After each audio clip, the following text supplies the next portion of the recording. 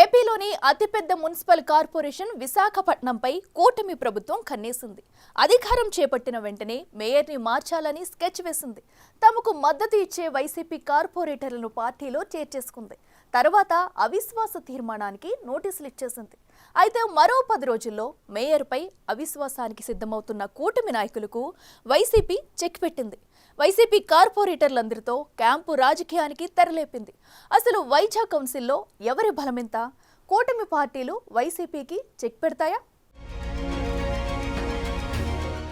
ఆంధ్రప్రదేశ్లో అనుకూలంగా ఉన్న అన్ని మున్సిపల్ కార్పొరేషన్లు, మున్సిపాలిటీలను దక్కించుకోవటానికి కూటమి ప్రభుత్వం విశ్వ ప్రయత్నాలు చేస్తోంది. ముఖ్యంగా కార్పొరేషన్ల మేయర్లను మార్చి తమ బలం నిరూపించుకునే ప్రయత్నం చేస్తోంది. వైసీపీ అధికారంలో ఉన్న సమయంలో స్థానిక సంస్థల ఎన్నికల్లో అధికార దుర్వినియోగానికి పాల్పడి 90% మున్సిపాలిటీలు, కార్పొరేషన్లు, ఎంపీటీసీలు, జడ్పీటీసీలు, పంచాయతీలను గెలుచుకుంది. ఇప్పుడు కూటమి ప్రభుత్వం అధికారంలోకి రావటంతో చాలా మంది వైసీపీ నుండి కూటమిలోని టీడీపీ, జనసేనలో జాయిన్ అయిపోతున్నారు. టీడీపీ కూడా రాష్ట్రంలోని కీలకమైన మున్సిపల్ కార్పొరేషన్లను తమ ఖాతాలో వేసుకునే ప్రయత్నం చేస్తోంది.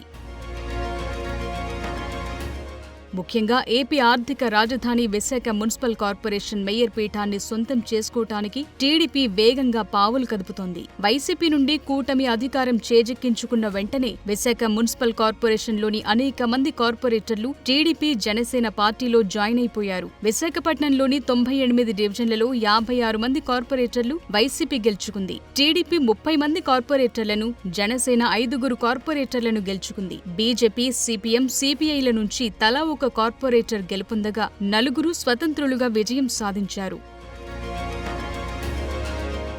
కూటమి అధికారంలోకొచ్చిన తరువాత టీడీపీ, జనసేన, బీజేపీ కార్పొరేటర్లతో ఇండిపెండెంట్లు కూడా కలిసిపోయారు. వైసీపీ నుంచి కూడా కొందరు పార్టీ మారటంతో ప్రస్తుతం వైసీపీ దగ్గర 36 మంది కార్పొరేటర్లు మిగిలారు. కూటమికి ఎక్స్ అఫిషియో ఓట్లతో కలిపి 70 మంది బలముంది. జీవీఎంసీ కార్పొరేషన్ మేయర్పై అవిశ్వాస తీర్మానం పెట్టడానికి 74 ఓట్లు కావాలి. అంటే ఇంకా కూటమికి, వైసీపీకి చెందిన 4 కార్పొరేటర్లు ఓటు వేయాల్సి ఉంది. దీంతో కూటమి పెట్టే అవిశ్వాసం గెలవకుండా ఉండటానికి వైసీపీ తీవ్ర ప్రయత్నాలు చేస్తోంది. కూటమి వ్యూహాన్ని గమనించిన వైసీపీ 36 మంది కార్పొరేటర్లతో సమావేశం ఏర్పాటు చేసి కుటుంబ సభ్యులతో సహా క్యాంపు రాజకీయాలకు తెరలేపింది. విశాఖ నుంచి బెంగుళూరుకు ఫ్లైట్లో కార్పొరేటర్లను పంపింది. ఏప్రిల్ 5వ తేదీలోపు మేయర్పై అవిశ్వాస తీర్మానం పెట్టాలి అనుకుంటున్న కూటమి నాయకులపై వైసీపీ కార్పొరేటర్లు అందుబాటులో లేకుండా 10 రోజులకు పైనే క్యాంపులో ఉంచడానికి ఏర్పాటు చేశారు వైసీపీ సీనియర్ నాయకులు. మాజీ మంత్రులు అయిన బొత్స సత్యనారాయణ, కురసాల కన్నబాబు, గుడివాడ అమర్నాథ్ ప్రత్యేకంగా కార్పొరేటర్లతో చర్చించి ఈ క్యాంపు రాజకీయానికి తెరలేపారు.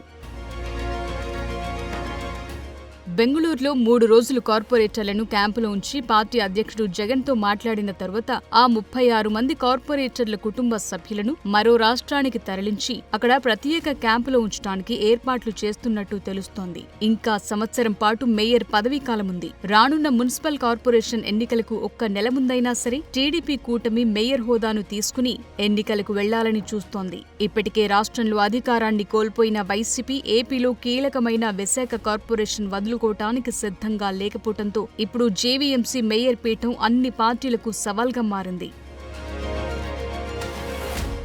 ఇప్పటికే వైసీపీ నుండి కార్పొరేటర్లు టీడీపీ, జనసేన పార్టీలో జాయిన్ అయిపోవటం, కొంతమంది వైసీపీ కార్పొరేటర్లు తమతో టచ్లో ఉన్నారని కూటమి ప్రచారం చేస్తున్న తరుణంలో వైసీపీ నాయకులు తమ కార్పొరేటర్లను కాపాడుకునే ప్రయత్నాల్లో పడ్డారు. ఇప్పటికే జీవీఎంసీ ఇన్ఛార్జ్ కమిషనర్, జిల్లా కలెక్టర్ అయిన హరేంద్ర ప్రసాద్ కు కూటమి నాయకులు మేయర్పై అవిశ్వాస తీర్మానం పెట్టడానికి నోటీస్ ఇచ్చారు. ఏప్రిల్ 5వ తేదీలోపు అవిశ్వాస తీర్మానం పెట్టడానికి కూటమి నాయకులు సిద్ధంగా ఉన్న నేపథ్యంలో వైసీపీకి చెందిన కార్పొరేటర్లు ఎవరూ కూటమి నాయకులకు టచ్లో లేకుండా ఉండేలాగా YCP sketch గీసింది.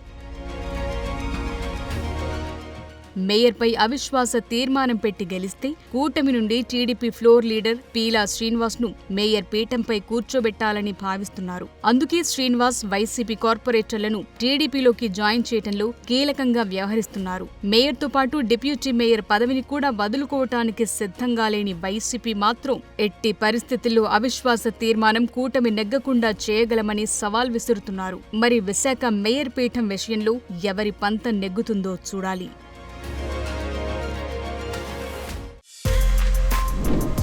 For more videos like this, subscribe Big TV channel.